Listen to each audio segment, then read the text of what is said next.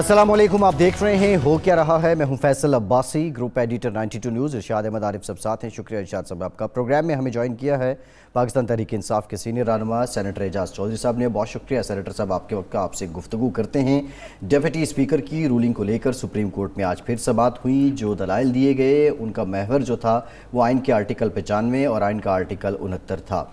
अब कल तक के लिए समाअत मुलतवी कर दी गई हैं। ये तवक्को की जा रही है कि जो कल का रोज़ है या कल के बाद का जो रोज़ है, इसमें कोई ना कोई फ़ैसला जो है सुप्रीम कोर्ट की जानिब से आ जाएगा और उसके बाद जो आइनी और सियासी बहरान है उस समत का तयन भी हो जाएगा। लेकिन पंजाब के हालात जो हैं इरशाद साहब वो खासे गंभीर हैं। अपोजिशन ने अलामती इजलास भी बुला लिया और अपनी एक पार शो की है। दूसरी जानिब सारा दिन हैजान रहा। आज शाम 7:30 पर जो इजलास बुलाया गया था, पहले कहा गया उसको मुलतवी कर दिया गया, फिर कहा गया फिर होगा, फिर मुलतवी कर दिया गया और 16 अप्रैल को होगा। लेकिन मोस्ट इंपॉर्टेंट बात, सरदार दोस्त मज़ारी बड़े लॉयल PTI के वो कारकुन रहे, लेकिन अब ऐसे मौके पे उनके ख़िलाफ़ इरशाद साहब उन्हीं की जमात से तहरीक अदम एतमाद जमा करवा दी गई।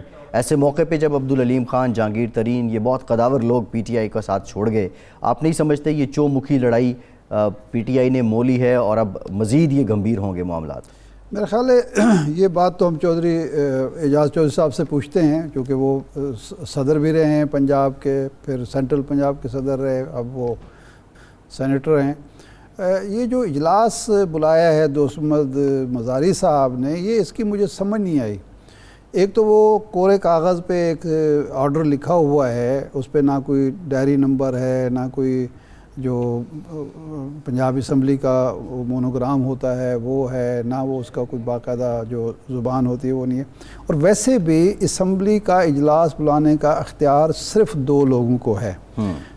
अगर फार्मल इजलास है तो कौमी असम्बली का इजलास या सेनेट का इजलास बुलाएंगे सदर पाकिस्तान जी, और वो बाकायदा ऑर्डर पढ़ के सुनाया जाता है। और अगर रेकुजिशन है, रेकुजिशन पे इजलास जो है वो फिर स्पीकर बुलाएगा। बिल्कुल ठीक है। सूबाई में भी ये गवर्नर और स्पीकर, यहाँ गवर्नर होए, वहाँ गवर्नर और वहाँ सदर होगा फार्मल इजलास, और ये रेकुजिशन पे स्पीकर बुलाएगा। अच्छा, डिप्टी स्पीकर को जो इख्तियारात मिलते हैं वो तफवीज़ किए जाते हैं स्पीकर की तरफ से जी।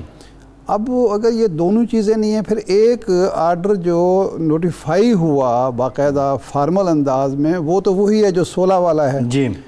ये 6 वाला जो है इसकी तो कोई नोटिफिकेशन भी नहीं है। गज़ट नोटिफिकेशन जो होता है, जो तरीक़ेकार होता है वो नहीं है, कोई समरी नहीं है। अच्छा, ये बुलाना भी था तो ये समरी जाती है गवर्नर को, गवर्नर मंजूरी दे के फिर भेजते हैं स्पीकर या डिप्टी स्पीकर को, फिर उन्होंने अनाउंस करना होता है। वो फार्मेलिटी पूरी हुई। लेकिन जो यहाँ हो रहा है माशाअल्लाह, 93 में हमने वैसे इस तरह के तमाशे देखे हैं कि स्पीकर कुछ कर रहा होता था, वज़ीर आला कुछ कर रहा होता है, गवर्नर कुछ कर रहा होता, अदालतों के फैसले आ रहे होते थे, असम्बलियाँ टूट रही हैं, बन रही हैं, ये हैं वो हैं, उसी तरह की कुछ फ़ज़ा नज़र आती है। लेकिन एजाज चौधरी साहब ये फरमाएँ कि ये आपको कब पता चला कि दोस्त मज़ारी साहब जो वज़ीर आला के बहुत करीब थे वो डिफेक्ट कर गए हैं, या वो किसी और के इशारे पर चल रहे हैं, नून लीग से उनके राब्ते हुए हैं? क्योंकि कल तक जब तक उन्होंने 16 वाला इजलास 3 या 4 बजे बुलाया, उस वक्त तो वो आपके साथ थे और आपकी हिदायत पर अमल कर रहे थे। बहुत शुक्रिया शाह साहब। मुझे अहमद फराज का एक शेर याद आ रहा है। उन्होंने कहा था कि यूं ही मौसम की अदा देख के याद आया है, किस कदर जल्द बदल जाते हैं इंसान जाना। अच्छा, यानी कल शाम तक दोस्त मज़ारी साहब सबके साथ मिलकर वहाँ पर प्राइम मिनिस्टर के प्रोग्राम के अंदर मौजूद थे। अच्छा। और स्पिरिट्स बड़ी हाई थी और किसी को किसी दर्जे में भी ये अंदाज़ा नहीं था कि रात के यानी पिछले पहर वो कोई नई बात कर देंगे। अच्छा। तो सुबह जब लोग उठे सो के तो अंदाज़ा हुआ कि जी किसी का खुदा नख्ता इन्वर्टेड कॉमाज ज़मीर जाग गया है। हालांकि दोस्त मज़ारी साहब एक बड़े भले और बलोच हैं, अपनी बात के बड़े पक्के हैं वो, लेकिन ये नहीं समझ आई कि ऐसा क्यों हो गया। और सुबह से उठ के उन्होंने एक कार्रवाई कर डाली जिसका आपने बयान किया है, सादा सफ़ेद कागज़ के ऊपर, जिसका गवर्नमेंट ऑफ पंजाब से तो कोई ताल्लुक़ नहीं है, सिर्फ उनकी ज़ात से ताल्लुक़ है। चुनाचे एक जवाबी कार्रवाई करना पड़ी और जवाबी कार्रवाई ये थी کہ یعنی ان کو ڈی نوٹیفائی کر کے، تو اسپیکر جو موجود ہیں اس وقت تک انہوں نے اسپیکرشپ خود سنبھال لی اور ان سے اختیارات واپس لے لیے۔ اب وہ خود کہہ رہے ہیں، جو میڈیا پہ بات چل رہی ہے، کہ کوئی علامتی اجلاس کرنے جا رہے ہیں، تو علامتی بھوک ہڑتال، علامتی احتجاج، یہ تو نہیں، سنا مریم تھا۔ نواز صاحبہ نے کہا ہے کہ یہ فارمل میں نے اجلاس کبھی ہے، نہیں یہ علامتی نہیں ہے۔ مریم صاحبہ کا بھی میں سن رہا تھا، انہوں نے کہا یہ علامتی اجلاس نہیں ہے۔ شاہ صاحب مریم صاحبہ جی، شاہ صاحب مریم صاحبہ پاکستان کی واحد سیاسی ہستی ہیں کہ جن کی اپنی کوئی سیاسی تربیت نہیں ہے۔ ظاہر ہے میں نے 1987 میں کونسلر سے اپنا سیاسی سفر کا آغاز کیا تھا، اور مختلف مدارج سے گزرنے کے بعد یہ جو امیر لوگ ہیں، گھروں میں لوگ پیدا ہو جاتے ہیں نا جی، وہ سمجھتے ہیں کہ ساری انہیں سمجھ بوجھ ہے، اور وہ جب چاہیں دائیں بائیں اپنا پرویز رشید صاحب کو، حسن اقبال صاحب کو اور سینئر لوگوں کو، شریف لوگوں کو اپنے پشت پہ کھڑا کر کے جو مرضی بات کر سکے۔ ایسا نہیں ہوتا، کبھی بھی ایسا نہیں ہوتا، اور یہ معاشرے کے بھانج پن کی دلیل ہوتی ہے کہ کچھ لوگ وہ سامنے آ جائیں کہ جو اس قابل ہی نہیں ہے سرے سے کہ وہ کسی کو ریپرزینٹ کر سکیں۔ اس لیے میں نہیں سمجھتا کہ ان کے کسی ٹویٹ کی کوئی اہمیت ہے اس موقع پہ، یعنی بالکل یہ ایک ٹھونک بجا کے یہ بات ہے کہ جو اجلاس ہے اب 16 تاریخ کو ہوگا، اسی کے پیچھے آئین کھڑا ہے، اسی کے پیچھے قانون کھڑا ہے، اور اسی کے پیچھے اخلاقی گزارش یہ ہے کہ کل ایڈوکیٹ جنرل پنجاب میں سپریم کورٹ میں یہ یقین دہانی کرائی کہ کل 6 اپریل کو اجلاس ہوگا، اور جو پروسیس ہے وزیر اعلیٰ کے انتخاب کا وہ آئینی اور طریقے سے، قانونی طریقے سے مکمل ہوگا۔ دوست محمد مزاری صاحب کہتے ہیں کہ میں نے یہ کام اس ڈائریکشن کے بعد کیا، یا جو یقین دہانی تھی جناب ایڈوکیٹ جنرل صاحب کی، ایڈوکیٹ جنرل صاحب کی، میں نے اس کی روشنی میں کیا، تو اس کا مجھے اختیار حاصل تھا، کیونکہ میں تو سپریم کورٹ کے آرڈر کی یا یقین دہانی کی کو ڈیفائی نہیں کر سکتا تھا۔ اصل میں میرا خیال یہ ہے کہ انہیں معلومات کے اندر کچھ کمی تھی ان کی، جو انہیں پوری طرح اویئر ہونا چاہیے تھا کہ صبح ڈپٹی اسپیکر خلاف عدم اعتماد کی تحریک آ گئی ہے، اور جو اس سے پہلے کے آرڈرز ہیں وہ سارے نل اینڈ وائڈ ہیں۔ اگر انہوں نے اس کی معلومات نہیں حاصل کی تو ignorance of law is no excuse. اگر کسی کو قانون کا پتہ نہیں ہے تو اس کو ایکسکیوز نہیں عدالت کر سکتی، تو یہ سراسر ان کی سمجھ لیں غیر ذمہ داری ہے جس کا لیکن جو اس کا جو سیاسی پہلو ہے چوئی صاحب، دیکھیں عبدالعلیم خان صاحب کو ہم دیکھ رہے ہیں، وہ اس وقت اپوزیشن کے اجلاس میں ہیں، جہانگیر ترین صاحب بھی واپس آ رہے ہیں، ان کا گروپ جو ہے اس کے لوگ بھی یہاں موجود ہیں، دوست مزاری صاحب ظاہر ہے وہ اسپیکر ہیں، 2-4 لوگ تو ان کے ساتھ ہوں گے، ڈیفینیٹلی ہوں گے۔ ایسے میں سیاسی حکمت عملی پی ٹی آئی کی کیا ہے؟ جو لوگ آپ کے ساتھ ہیں وہ بھی دور ہو رہے ہیں، وہ کنارہ کشی اختیار کر رہے ہیں، اور آپ انہیں جانے دے رہے ہیں، بجائے اس کے کہ اگر ان کو معلومات کم تھیں یا علم نہیں تھا ان کو بتایا جاتا، ان کو سمجھایا جاتا۔ کیا کسی نے یہ ایفرٹ کی؟ دیکھیے میں آپ سے عرض کرتا ہوں، یہ بہت زیادہ پڑھے لکھے لوگ ہیں، اتنے زیادہ پڑھے لکھے لوگ ہیں کہ 3.5-4 سال کابینہ کے رکن رہے، سارے پرکس اینڈ پریویلیجز اویل کرتے رہے، اپنے اپنے کاروباری مفادات کا تحفظ کرتے رہے۔ پاکستان کو ٹیکس ملا شوگر انڈسٹری سے صرف 9 ارب اور سبسڈی گئی 26 ارب، یہ تو سب کو پتہ ہے نا۔ اسی طرح میری جو کالونی ہے یا میری جو سوسائٹی ہے اس کو 300 ایکڑ چاہیے، اس کو یعنی وسعت چاہیے، یہ سارا کام ہوتا رہا، جو یعنی یک انہیں یہ معلوم ہوا کہ پنجاب کے اندر تو بڑی کرپشن ہو رہی تھی، پنجاب کے اندر تو فلانے کے اختیارات فلانا استعمال کر رہا تھا۔ میں نہیں سمجھتا کہ جو جاگ کے اٹھ گئے، خواب سے اٹھ گئے اور انہیں اندازہ ہوا ان ساری باتوں کا، ان کی اخلاقی حیثیت کیا برقرار رہ جا سکتی ہے؟ پی ٹی آئی کے بینر تلے یہ سب کچھ ہوتا رہا، پی ٹی آئی کے بینر تلے یہ سب کچھ ہوتا رہا۔ سوداگر ذہنیت کے لوگ، ایک عباس صاحب ایک فقرہ کہہ لینے دیں جی، ایک فقرہ کہہ لینے دیں، جو سوداگر ذہنیت کے لوگ ہوتے ہیں نا جی، وہ کبھی اپنے مفاد کے علاوہ کسی چیز کو نہیں دیکھتے۔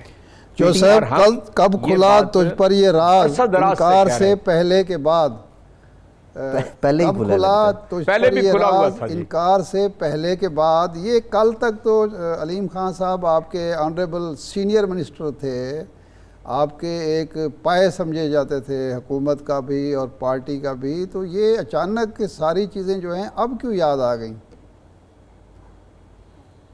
شاہ صاحب یہ تو اصل میں سوال ہے ان کو کرنے والا کہ آپ کس خواب خرگوش میں تھے کہ وزارتیں بھی انجوائے کیں، آپ وزیر بھی بنے رہے، مراعات بھی حاصل کیں اور سارے اپنے کاروبار کو ایکسٹینشن بھی کی، اداروں کے ادارے خرید لیے، اور آپ کو جو اصل آپ کی ذمہ داری تھی ووٹ عمران خان کے نام پہ لیے تھے. آپ کو معلوم ہے یہ 3 نشستوں سے لاہور سے الیکشن لڑ رہے تھے، صرف ایک صوبائی سے جیتے.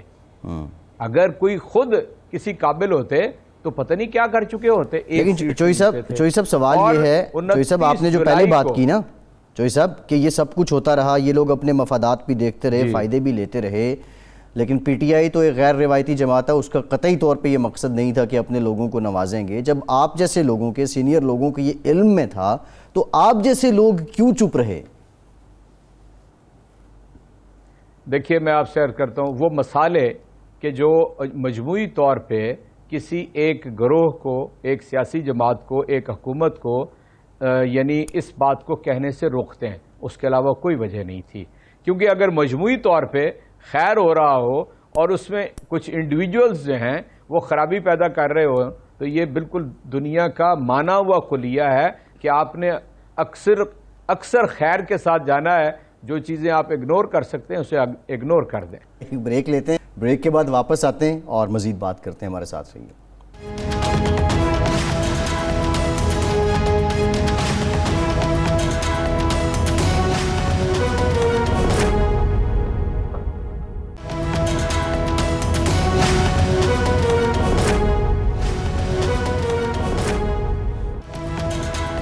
بریک کے بعد ایک بار پھر سے آپ کو خوش آمدید کہیں گے. ارشاد صاحب، چوئی صاحب کہہ رہے ہیں کہ بزدار صاحب نے ٹویٹ کر دیا ہے اور فرح جمیل گجر صاحبہ سے ایک لا تعلقی کا اظہار انہوں نے کیا ہے، اور وہ یہ بھی کہہ رہے ہیں کہ یہ سوال، ان سوالوں کے جواب تو بہتر بزدار صاحب ہی دے سکتے ہیں. ہم نے بڑی کوشش کی 3.5 سال میں کہ بہت سے سوال ہمارے ذہن میں تھے لیکن وہ جواب ہمیں نہیں ملے. تو خیر اب نہیں، میں ذرا چوئی صاحب سے پوچھنا چاہتا ہوں کہ چوئی صاحب آپ کو یہ آج پتہ چلا، ہمیں 3.5 سال 3.25 سال سے پتہ تھا کہ اقبال گجر صاحب کی وہ عزت دار بہو ہیں. سوال یہ ہے کہ یہ جب 2 سال پہلے، تقریباً 1.5 سال پہلے خان صاحب نے آ کے افتتاح کیا یہاں رنگ روڈ کا، جو جاتی عمرہ سے اڈا پلاٹ سے آگے چلتی ہے، افتتاح ہوا، کام شروع ہوا، کام روک دیا گیا اور آج تک وہ رکا ہوا ہے. سب اس وقت بھی نام لے رہے تھے، مختلف نام لے رہے تھے، ان میں ان کا گجر صاحب کا نام بھی آ رہا تھا. اس وقت پارٹی کسی بندے کو پتہ نہیں چلا اور وہ پہچانی ہی جاتی تھیں اقبال گجر کی وجہ سے نہیں، کسی اور وجہ سے. تو یہ تو عجیب بات ہے کہ اب بزدار صاحب ان سے اظہار لا تعلقی کر رہے ہیں اور کہتے ہیں قائم. بڑا مشہور کیس جو آر پی او والا تھا جی اس میں بھی نام آیا جمیل گجر صاحب کا. جی میرا خیال ہے اس وقت تو بہت ساری برطرفیاں ہوئی تھیں، وزیر بھی اور کمشنر بھی، اور اس کے علاوہ جو متعلقہ اس سکینڈل سے لوگ تھے انہیں تو فارغ کر دیا گیا تھا. اس کا مطلب آپ کے یاد دلانے پہ مجھے یاد آیا ہے کہ بالآخر تو گرفت ہوئی نہ ہو اس وقت.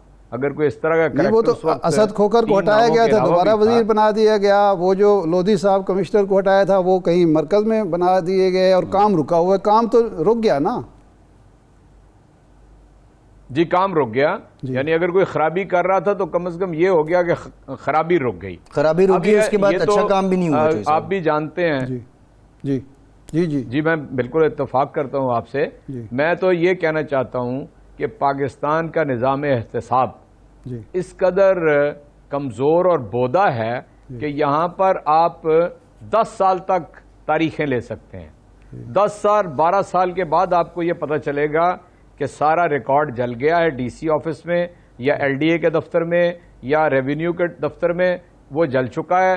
اور یہاں تک کہ جس دن آپ کو معلوم ہے کہ زرداری کا 11 سال کے بعد کوٹیکنا اور ایس سی ایس کا فیصلہ ہونے لگا تو پتہ چلا کہ اوریجنل کاغذات ہی نہیں ہیں. سارا فیصلہ کنکلوڈ ہو گیا اور جج صاحب نے کہا میں فیصلہ لکھنے سے پہلے چاہوں گا کہ اوریجنل کاغذات لے کے آئیں. تو صفوں کے صفحے اور فائلوں کے فائلیں غائب ہو چکی ہوئی جو صاحب یہ ہوٹل فلیٹیز میں ہونے والے اجلاس میں یہ نظام درست نہ ہو کچھ کسی کو نہیں پکڑ سکتا. صوبائی اسمبلی کے ہوٹل فلیٹیز میں ہونے والے اجلاس میں حمزہ شہباز صاحب نے 199 ووٹ لے کر وزیر اعلیٰ بن گئے ہیں پنجاب کے. تو اب ان کی کیا حیثیت ہوگی اور آپ لوگ ان کی وزارت اعلیٰ کو تسلیم کریں گے یا نہیں؟ میرا خیال ہے کسی ولیمے پہ بلا لیتے ہیں لوگوں کو ارکان اسمبلی, یہ تو 200 یا 199 بلائیں, سارے ہی آ جائیں گے اور انشاءاللہ تعالی یعنی حمزہ صاحب وزیر اعلیٰ بھی بن جائیں گے. اگر کسی قانون اور آئین کے برعکس کام ہونے ہیں تو پھر ظاہر ہے یہاں پر تو اس ملک میں جب شہباز شریف وزیر اعلیٰ تھے تو پنجاب کا کوئی ایس ایچ او حمزہ شہباز سے ملے بغیر اس کی تقرری نہیں ہوتی تھی. کوئی ایس پی کسی ٹرانسفر اور پوسٹنگ نہیں ہوتی تھی جب تک. یہ نظام اسی طرح کا ہی ہے, ذاتی وفاداریاں, اوپر باپ ہے نیچے بیٹا ہے اور بس اس کے علاوہ دنیا پہ کوئی نہیں ہے. زیادہ بھتیجی ہے جو کبھی اپوزیشن لیڈر کا رول ادا کرتی ہے اور کبھی اپنی شریف فیملی کی اپوزیشن کا رول ادا کرتی ہے. جمہوریت ہے نا جی, گھر میں جمہوریت بھی تو ہونی چاہیے. سیاست ہے.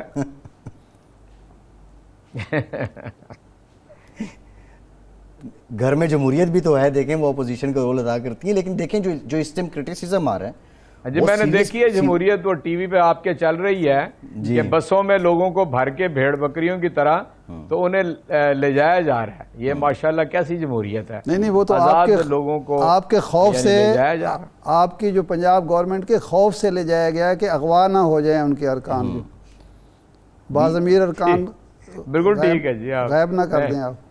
باضمیر ارکان جو ہیں اتنے خوفزدہ ہیں جی, بالکل ٹھیک آپ لیکن ایک بڑا سیریس کوئسچن ہے چوئی صاحب, تحفظ چاہیے حمزہ کا اور مریم کا تحفظ چاہیے. چوئی صاحب ایک بڑا سیریس کوئسچن ہے. دیکھیں کچھ لوگوں کے بارے میں ہم کہہ سکتے ہیں کہ شاید وہ جس طرح آپ کا بھی ایک موقف رہا کہ ہارس ٹریڈنگ ہوئی, عبدالعلیم خان سے جیسے لوگ صاحب ثروت لوگ ہیں, ہر کوئی یہ جانتا ہے.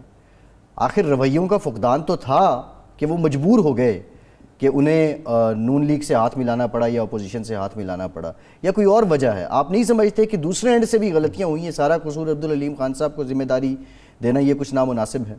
دیکھیں میں قطعی طور پہ اپنی غلطیوں کو نہ ڈیفینڈ کر رہا ہوں نہ چھپانا چاہتا ہوں. ہوئی ہیں اور انسان غلطی کا پتلا ہے وہ ضرور کرتا ہے, لیکن انسان کے سامنے زندگی میں دو چیزیں ہوتی ہیں, ایک لالچ اور دوسرا خوف, جو اس کی زندگی کے فیصلے کرتی ہیں اور بدلتی ہیں.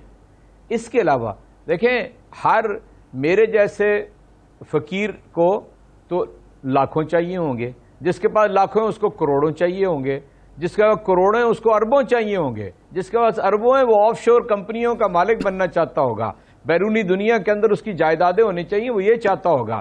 ایک جہاز ہوتا ہے وزیر اعلیٰ کا, اس کے پاس 4 جہاز اپنے ذاتی ہوتے ہیں. یہ دہان طمع سے حلب المزید کی آواز آتی ہے. اس لیے یہ نہ کہیے گا 4 برس تک آپ وہاں پر بیٹھے رہے, کوئی اعتراض آپ نے کبھی نہیں اٹھایا, اور یکایک آپ کو معلوم ہو گیا کہ جس آدمی کے خلاف 8 برس تک آپ اپنی زبان سے چور ڈاکو لٹیرے کہتے رہے, جو یہاں سے مجرم ہے, ایپیکس کورٹ نے 2 سزائیں دی ہیں, جس کو یہاں سے مفرور ہے, جعلی بیمار بن کے لندن گیا ہے, آپ اکوی دروازے سے اس سے جا کے ملاقات کرتے ہیں. کیا فرق واقعہ ہو گیا ہے؟ انسانی زندگی کے اندر کون سے ایسے تغیرات سامنے آ گئے ہیں کہ آپ یہ کرنے تک مجبور ہو گئے ہیں؟ 2016 کا الیکشن خم ٹھونک کے اس کے مقابلے میں لڑتے ہیں اور کہتے ہیں کہ نواز شریف پتہ لگے ہی کس طرح علیم خان الیکشن لڑتا ہے. تو کیا ہوا؟ وہ یہ ساری باتیں ہوا ہو گئیں. یعنی یہ کس طرح کا ایمان ہے انسانوں کا کہ جو یا لالچ یا خوف کے تحت بکتا ہے. میں نہیں کہتا علیم خان کو کوئی پیسوں کی ضرورت ہے, لیکن آپ اپنی وفاداریاں کیوں تبدیل کر رہے ہیں؟ میرا سوال ہے. میں نہیں کہتا کسی نے بھی کوئی پیسہ نہیں لیا ہوگا, آپ وفاداریاں تبدیل کرنے کی وجہ بتائیں. اگر آپ نے کوئی پنجاب گورنمنٹ کے اندر خرابی دیکھی تھی تو کیا آج کے دن کا انتظار کرنا تھا؟ امریکی سازش اس ملک کو یہاں کے اپوزیشن لیڈروں کے منہ سے یہ نکلوا دے کہ یہ بھیک منگوں کی قوم ہے, بیگرز ہیں, یہ منہ سے نکلوا دے کہ ہماری سانسیں ہمارے رب کے پاس نہیں ہیں, وینٹیلیٹر ہے جو امریکہ نے لگایا ہوا ہے. ہم کون سی قوم ہے؟ یعنی دنیا کے اندر قومیں مرتی ہیں جب وہ اپنی اخلاقی اقدار مار دیتی ہیں. کبھی دنیا میں کوئی بھوکا نہیں مرا ہے, میں آپ سے عرض کرتا ہوں. اس لیے یعنی ہم جس جس ایمان کی زندگی کے اوپر ہم پاکستان کے اندر زندگی گزار رہے ہیں اس جو ایمان میں اس طرح کی ٹائم کم ہے، ٹائم کم ہے، نہیں ہوتی. بات بہت آگے نکل جائے گی. یہاں تو لوگ یہ بھی کہتے ہیں کہ آج امریکہ جو ہے وہ اس کے خلاف حکومت پہ جب بات آئی تو وہ کھڑے ہو گئے. کل جب ٹی ایل پی کے لوگ مطالبہ کرتے تھے فرانسیسی سفیر کو نکالا جائے تو اس وقت عمران خان صاحب کہتے تھے کہ میں دنیا سے قطع تعلقی نہیں کر سکتا، یورپ کی منڈی بند ہو جائے گی. تو یہ بہت سے معاملات ہیں، اس پہ بہت سے جواز پیش کیے جا سکتے ہیں. بہرحال چوہدری صاحب ٹائم کم ہے. میں آپ کو ایک سادہ سا جواب اس کا دے دیتا ہوں. بریف کر دیں. صرف اتنا سا، عمران خان وہ بیٹل خود لڑ رہا تھا اور عالمی سٹیج کے اوپر لڑ رہا تھا اسلاموفوبیا کی 15 مارچ کی قرارداد کے حوالے سے کہ حضور نبی کریم صلی اللہ علیہ وسلم کی ناموس کی طرف کوئی انگلی بھی نہ اٹھا کے دیکھے. جی ٹھیک، بہت شکریہ اعجاز چودھری صاحب. سینیٹر اعجاز چودھری صاحب موجود ہے. ایک بریک کے بعد دوبارہ حاضر ہوتے ہیں ہمارے ساتھ.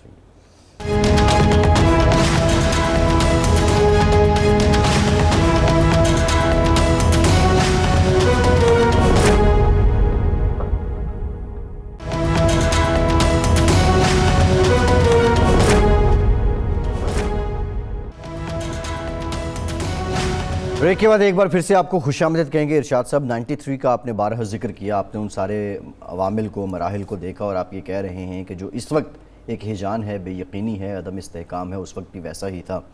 معاملات پھر سدھر گئے، لیکن فی زمانہ جو اب معروضی حالات ہیں اور پوری دنیا ایک گلوبل ولیج بن چکی ہے، شاید اس وقت یہ حالات نہیں تھے. فی زمانہ آپ یہ سمجھتے ہیں کہ یہ پاکستان جیسے ملک میں لاسٹ ایپیسوڈ ہے، اس کے بعد ایسا کچھ نہیں ہونے والا؟ اب یہ اس سمت کا تعین ہو جائے گا کہ آئین اور آئینی بحران سے اجتناب، آئین کے پاسداری اور آئینی بحران سے اجتناب جو ہے یہ لازمن ہے سیاست کے لیے؟ دیکھیں، پہلی تو بات یہ ہے 93 کا بڑا دلچسپ واقعہ ہے کہ سپریم کورٹ کے فل کورٹ بینچ نے میاں نواز شریف صاحب کی اسمبلی اور حکومت بحال کر دی جی. اور غلام اسحاق خان صاحب کا جو 58(2)B کا اختیار تھا انہوں نے کہا جی اس کو استعمال نیک نیتی سے نہیں کیا گیا، انہوں نے بدنیتی ثابت کر دی. لیکن نہ اسمبلی چل سکی اور نہ نواز شریف صاحب کی حکومت رہی. دوبارہ الیکشن ہوئے. تو اس کا مطلب یہ ہے کہ آج جو سپریم کورٹ میں معاملہ چل رہا ہے، یہ دیکھنا ہوگا ہمیں، میڈیا کو، جمہوریت پسند سیاسی جماعتوں کو اور عوام کو، کہ کیا عدالتی فیصلوں سے کوئی پارلیمنٹ چلائی جا سکتی ہے یا حکومت چلائی جا سکتی ہے. کیوں نہ جو ڈیمانڈ تھی اپوزیشن کی کہ فریش الیکشن ہونے چاہیے، جو ڈیمانڈ تھی ساری پی ڈی ایم کی، یعنی یہ کیسے ہو سکتا ہے کہ ایک اسمبلی جو ہے وہ سلیکٹڈ ہو، ایک اسمبلی جو ہے وہ جعلی طور پر آئی ہو، ایک اسمبلی جو ہے وہ اس کا جواز ہی نہ ہو، اور وہ عدم اعتماد کے بعد اس اسمبلی کو برقرار بھی رکھا جائے اور اس اسمبلی کو کے تحت ایک حکومت بھی قائم کی جائے. یعنی کوئی ایک تضاد ہے نا موقف میں. بالکل ایسے. تو اس لیے اس پر غور کرنا ہوگا ہماری سیاسی جماعتوں کو. لیکن جو آپ کا اصل سوال تھا کہ ایسے ہو سکتا ہے، جب تک سیاسی جماعتوں کے اندر جمہوری رویے نہیں آئیں گے، جمہوریت سے گہری وابستگی نہیں ہوگی، جب تک اخلاقیات پریویل نہیں کرے گی، کسی فیصلوں سے، کسی قانون سازی سے، کسی بل سے، ایکٹ سے آپ جمہوریت نہیں چلا سکتے، پارلیمنٹ نہیں چلا سکتے، حکومت نہیں چلا سکتے. ہم بڑے مرغوب ہوتے ہیں یورپ کی جمہوریت سے اور یورپ کے نظام سے. اخلاقیات کا وہاں پہ یہ ہے کہ ابھی مئی میں ان کے ہو رہے ہیں کونسل کے انتخابات ہونے جا رہے ہیں. جب آپ نامینیشن پیپرز جمع کروا دیتے ہیں، نامینیشن پیپر جمع کروانے کے بعد آپ کا جو امیدوار ہے کسی اپنے حلقے میں کسی کو چائے بھی آفر نہیں کر سکتا، وہ برائب میں تصور ہوتی ہے. یہ لیول ہے. اعتزاز احسن صاحب نے ہمیں جوائن کیا ہے، پاکستان کے کا معروف نام، مایہ قانون دان، سینئر سیاستدان، دانشور. اعتزاز صاحب بہت شکریہ آپ کے وقت کا. اعتزاز صاحب ہم ابھی یہ بات کر رہے تھے، ارشاد صاحب سے بھی بات کی کہ 93 کے ایپیسوڈ کا یہاں پہ بارہا ذکر ہوتا ہے. یہ ایک ایپیسوڈ جو اب ہوا ہے یہ ویسا ہی ہے. لیکن میرا سوال آپ سے یہ ہے کہ کیا اس کے بعد اس سمت کا تعین ہو جائے گا کہ سیاسی معاملات، پارلیمنٹ کے اندر کے معاملات عدالت میں نہیں جائیں گے، اور یہ جو سب کچھ ہوا، ایک آئینی بحران پیدا ہوا، کیا اس طرح کی ڈائریکشن مل جائے گی کہ آئینی بحران سے اب اجتناب ہی ہوگا؟ آئینی بحران آئینی بحران مزید جنم نہیں لیں گے، یہ ڈپٹی اسپیکر کی رولنگ سے جو اب حالات پیدا ہوئے ہیں اس تناظر میں بات کر رہا ہوں۔ یہ آئینی بحران تو کسی نہ کسی صورت میں، کسی نئی صورت میں آتے ہی رہیں گے، ایسی مثالیں آتی رہیں گی، پیدا ہوتی رہیں گی جن کا پہلے آئین میں یا قانون میں تصور نہیں ہے۔ جی یہ قانون اسی لیے ترامیم آتی ہیں، اسی لیے آئینی ترامیم آتی ہیں، اسی لیے عدالتوں کی نئی ججمنٹس آتی ہیں، کیونکہ نئے حالات سے دو چار ہوتی ہے جب کوئی قوم یا کوئی پارلیمنٹ یا کوئی عدلیہ، تو نئی رولنگ تو آتی رہیں گی۔ وہ یہ تو نہیں کہا جا سکتا جی جو کل فیصلہ کر دیں گے سپریم کورٹ کریں گے وہ بس آخری آئینی بحران ہی ہوگا۔ آئینی بحران تو ایک خاصا بڑے پیچیدہ ہوتے ہیں اور جو سوچی بھی نہیں ہوتی بات، جی وہ میں تو سمجھتا ہوں اعتراض صاحب، یہ آج یہ ہوا پنجاب میں، کل ڈپٹی اسپیکر نے ایک اجلاس بلایا گورنر کی منظوری سے 16 تاریخ کا، پہلا اجلاس 6 والا ملتوی کر کے 16 کو اجلاس بلایا، پھر صبح ان کو خیال آیا کہ نہیں 6 تاریخ کو اجلاس ہونا چاہیے، انہوں نے ایک اپنے ہاتھ سے نوٹیفیکیشن جاری کیا، وہ اس طرح سے اسمبلی کا جو طریقہ کار ہے نہیں ہوا۔ اس نوٹیفیکیشن کی روشنی میں فلیٹی ہوٹل میں ابھی تھوڑی دیر پہلے اجلاس ہوا ہے اور 199 ارکان نے حمزہ شہباز شریف صاحب کو وزیر اعلیٰ نامزد کر دیا ہے۔ پہلی بات تو یہ ڈپٹی اسپیکر کو از خود اجلاس بلانے کا اختیار حاصل ہے، اور یہ جو فلیٹی ہوٹل میں اجلاس ہوا ہے اس کی کیا قانونی اور آئینی حیثیت ہوگی؟ یہ جو فلیٹی ہوٹل میں ہوا ہے جس کو طلب کیا ہے گورنر نے طلب کیا؟ نہیں جناب، اس کو پیپلز پارٹی کی رکن اسمبلی ہیں جی شازیہ عابد صاحبہ، انہوں نے چیئر کیا ہے۔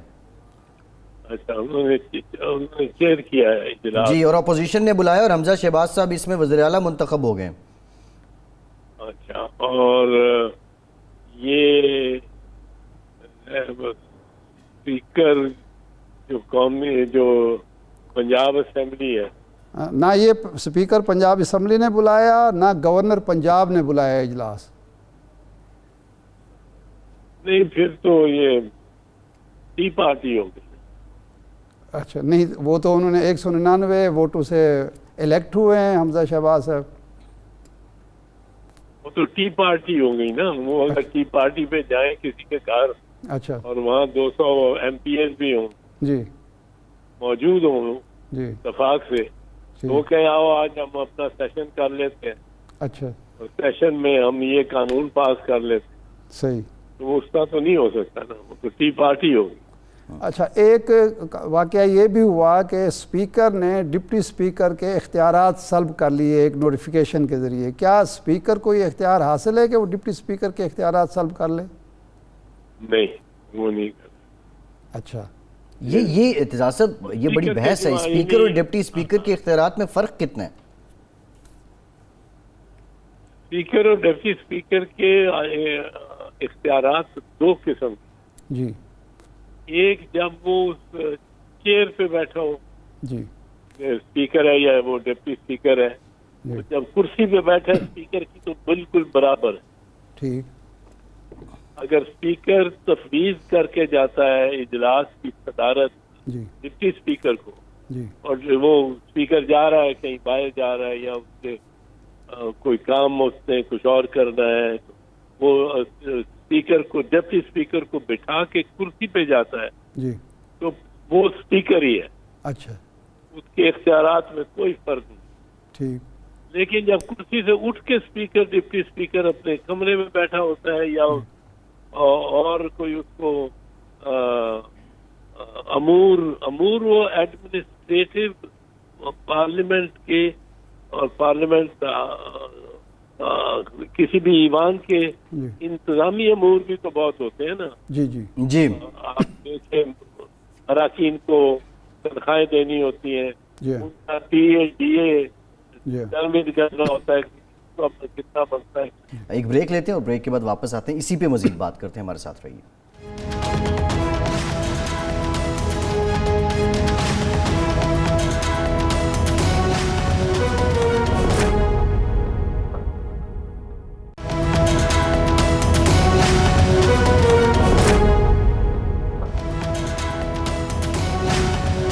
ब्रेक के बाद एक बार फिर से आपको खुशामदीद कहेंगे। हमें ज्वाइन किया है माहिर कानून आबिद ज़ुबैरी साहब ने। बहुत शुक्रिया ज़ुबैरी साहब आपके वक्त का। ज़ुबैरी साहब, जो पंजाब असम्बली में आज हुआ, डिप्टी स्पीकर के जो इख्तियारात सल्ब किए गए स्पीकर साहब की जानिब से, हम उस तनाजुर में बात कर रहे हैं, क्या स्पीकर को ये इख्तियार हासिल है कि वो डिप्टी स्पीकर के जो इख्तियारात हैं उनको सल्ब कर ले? बिस्मिल्लाहिर्रहमानिर्रहीम, शुक्रिया बहुत बहुत। देखिए, स्पीकर और डिप्टी स्पीकर के अपने इख्तियारात होते हैं, लेकिन स्पीकर के होते हुए डिप्टी स्पीकर का तो कोई रोल नहीं होता, और वो सल्ब भी कर सकता है, वो उसको रोक सकता है। ये सारे रूल्स के ऊपर मुहित है। और देखिए, जब स्पीकर नहीं होता तो उस वक्त उसकी पावर्स जो होती हैं वो तफवीज़ कर दी जाती हैं टू द डिप्टी स्पीकर। लेकिन स्पीकर के होते हुए डिप्टी स्पीकर का कोई अपना रोल नहीं होता है सच। अगर उसको गैर हाजिर हो या उसको वो इजाज़त दे तो उसके बाद वो सेशन को प्रिजाइड करता है। अच्छा ज़ुबैर साहब, ये हुआ कि कल डिप्टी स्पीकर ने एक समरी मूव हुई इजलास की कि ये 6 का इजलास मुलतवी कर रहे हैं। वो गवर्नर ने दस्तखत किए और डिप्टी स्पीकर ने 16 को इजलास तलब कर लिया, 16 अप्रैल को 6 का मनसूख कर दिया।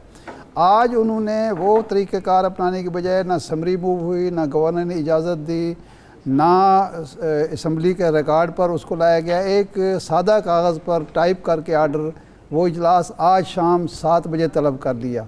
तो क्या डिप्टी स्पीकर को ये इख्तियार हासिल था कि वो आज का इजलास तलब करते इस अंदाज में? नहीं, मेरे ख्याल से जब मोस्ट इम्पॉर्टेंट एस्पेक्ट है कि उस पर गज़ेट नोटिफिकेशन होना चाहिए। वो गज़ेट नोटिफिकेशन नहीं है तो उसके जो भी उसने इख्तियारात किया एक सादे कागज़ पे, और ख़ुद उसने उसके हुक्म के मुताबिक 16 तारीख तक वो इजलास मुलतवी हो गया था। तो इस वजह से उनको इख्तियार नहीं था कि वो इसको इस तरह से कॉल कर लें। ये अजीब चीज़ें हो रही हैं जो आज तक पहले नहीं कि रूल ऑफ लॉ की धज्जियाँ उड़ाई जा रही हैं हर तरफ। तो इसका आई होप कि constitutional rule will prevail in this country. अच्छा, आज अपोजिशन ने, जो मौजूदा अपोजिशन है और जो समझती है कि मुस्तकबिल की हुक्मरान जमात है, उसने आज उस डिप्टी स्पीकर के जो ऑर्डर था उसकी रोशनी में एक मकामी होटल में इजलास तलब किया और वहाँ 199 MPAs की अक्सरियत के साथ हमज़ा शहबाज साहब को वज़ीर आला मुंतखब कर दिया। तो इस इजलास की कानूनी हैसियत क्या है और इस इजलास के नतीजे में जो वज़ीर आला मुंतखब हुए हैं अब उनकी क्या कानूनी हैसियत होगी? मेरे हिसाब से तो उनके अगर वो इजलास ही सही तलब नहीं हुआ जिसके अंदर ये बैठ के, और असम्बली के बाहर, खैर वो तो कहीं भी इजलास हो सकता है, वो उनके रूल्स के अंदर देखना पड़ेगा।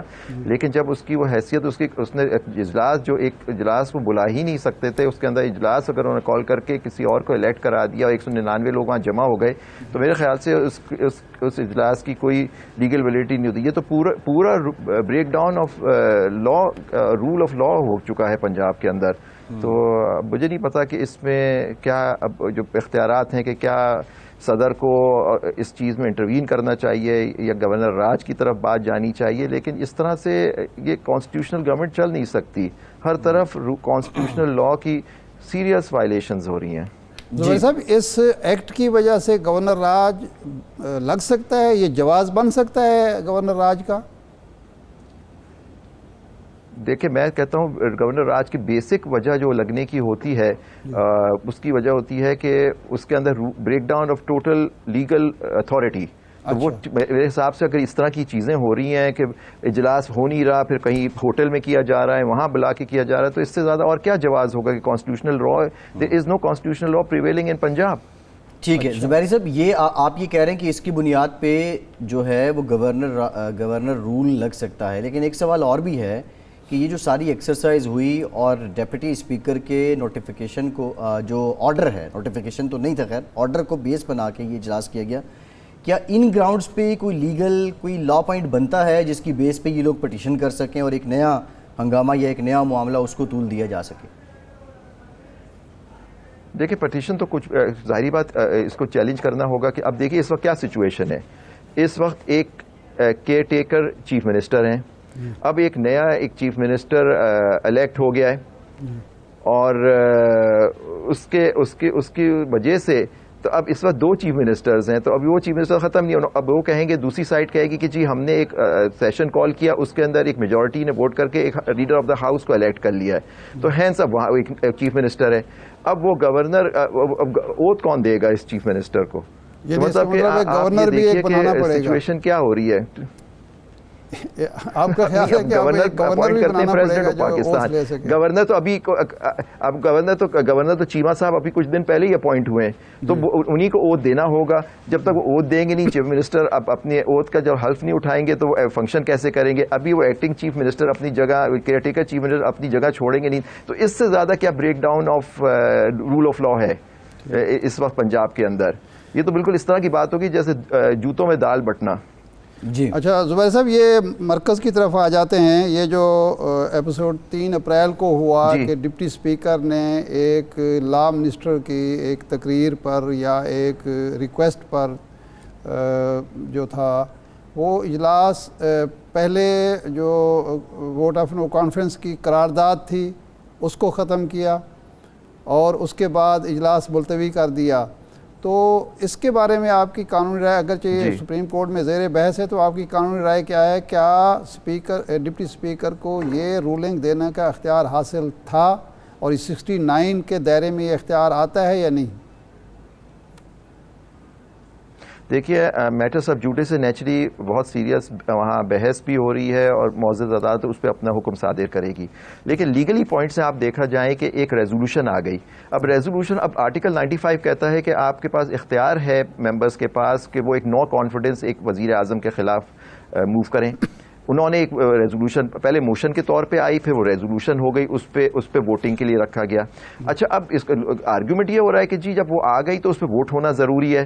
کیا اس میں جو بات ہے کہ کیا آیا اسپیکر کے پاس یہ اختیار تھا کہ اس ریزولوشن کو وہ ریجیکٹ کر دے اور اس پہ ووٹنگ نہ کرائے؟ تو یہ اب دیکھنا ہوگا. میرے حساب سے تو یہ ایک سیریس کانسٹیٹیوشنل بریک ڈاؤن ہے وہاں بھی ان دا سینٹر کہ جی ایک ریزولوشن آ گئی, آپ نے اس پہ ووٹنگ ہی نہیں ہونے دی, چلے وہ نہیں ہونے دی. پھر اس کے بعد آپ دیکھیے کہ اس کے بعد اب ایشو جو کورٹ کے سامنے اب کیا آ گیا, اس کے بعد وہاں بات نہیں رکی. پھر امیڈیٹلی کیونکہ ووٹ آف نو کانفیڈنس ختم ہو گیا, پرائم منسٹر کی وہ پاورز واپس آ گئی, انہوں نے ایڈوائز کر دی پریزیڈنٹ کو اور اسمبلی تحلیل کر دی گئی. تحلیل کے بعد وہ سارا پروسیس شروع ہو گیا, وہ کیئر ٹیکر کے سیٹ اپ کی طرف جا رہے ہیں, جبکہ آنریبل سپریم کورٹ نے جو بھی آرڈرز ہیں پرائم منسٹر یا صدر کے اس کو مشروط کر دیا کورٹ کے حکم سے. تو اب یہ دیکھنا ہے کہ اگر اوریجنل آرڈر ہی غلط ہے کیا اس کے بعد اس کو سسٹین کیا جائے گا یا کورٹ الیکشن ہونے دے گی. کورٹ کے سامنے جو اب نقطہ بسائڈز یہ کہ اس کی لیگیلٹی کیا ہے, اسپیکر کر سکتا تھا اس طرح سے, تو پھر اسپیکر کسی بھی ریزولوشن کو ختم کر دے اس گراؤنڈ پہ کہ جی آرٹیکل 5 یا کسی اور آرٹیکل کے تحت یہ متصادم ہے. تو پہلے جب ریزولوشن آئی تھی اس وقت کیوں نہیں آرڈر پاس کیا؟ پھر دوسری بات جو موسٹ امپورٹنٹ ایسپیکٹ ہے کہ یہ پروسیڈنگز ہے. اب کورٹ کو یہ دیکھنا ہے کہ کانسٹیٹیوشنل, اگر کورٹ اس نتیجے پہنچتی ہے کہ یہ انکانسٹیٹیوشنل ہے تو کیا وہ انٹروین کرے گی in view of article 69. Article 69 protect کرتا ہے پروسیڈنگز آف دا پارلیمنٹ کی, اور نیچرلی آپ جانتے ہیں کہ ہر آرگن آف دا اسٹیٹ جو ہے 3 ہے, ٹرائیکاٹمی آف پاور ہے, جوڈیشری ہے, ایگزیکٹو ہے اور پارلیمنٹ ہے. تو اس کی اپنی حدود ہے, اس کا تعین نیچرلی, لیکن کانسٹیٹیوشن ہولڈنگ آف کانسٹیٹیوشن تینوں کی ذمہ داری ہے. آئین کی تشریح کرنا, اس کو دیکھنا, وہ صرف اور صرف عدالت کی صاحب ہے. تو وہ یہی دیکھیں گے کہ اب پہلی بات جی زبیر صاحب, یہ جو آپ نے آرٹیکل 5 کا ذکر کیا ہے, وہ یہی دیکھیں گے آرٹیکل 5 کو بیس بنا کے جو استدعا کی گئی وزیر قانون کی طرف سے, رولنگ دی اسپیکر نے کہ یہ جو قرارداد ہے, یہ جو موو ہے, اس کو میں ریجیکٹ کرتا ہوں. کیا این ایس سی کی جو میٹنگ ہے اس کا جو ڈکلیریشن ہے that was enough to establish that کہ ایک باہر سے سازش ہوئی ہے؟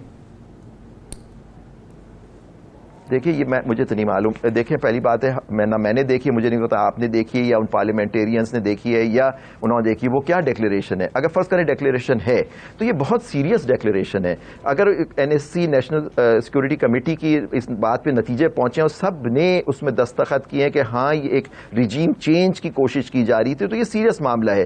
یہ عدالت کے سامنے میرے خیال سے یہ بات ابھی انہوں نے کوئی ڈاکومنٹ دیکھا نہیں ہے کہ یہ لکھا ہے کہ بلیٹنٹ انٹرفیرنس ہوئی ہے, صریحاً مداخلت کی گئی ہے پاکستان کے معاملات میں, اور یہ کوئی کانسپریسی وغیرہ تو نہیں لکھا. مداخلت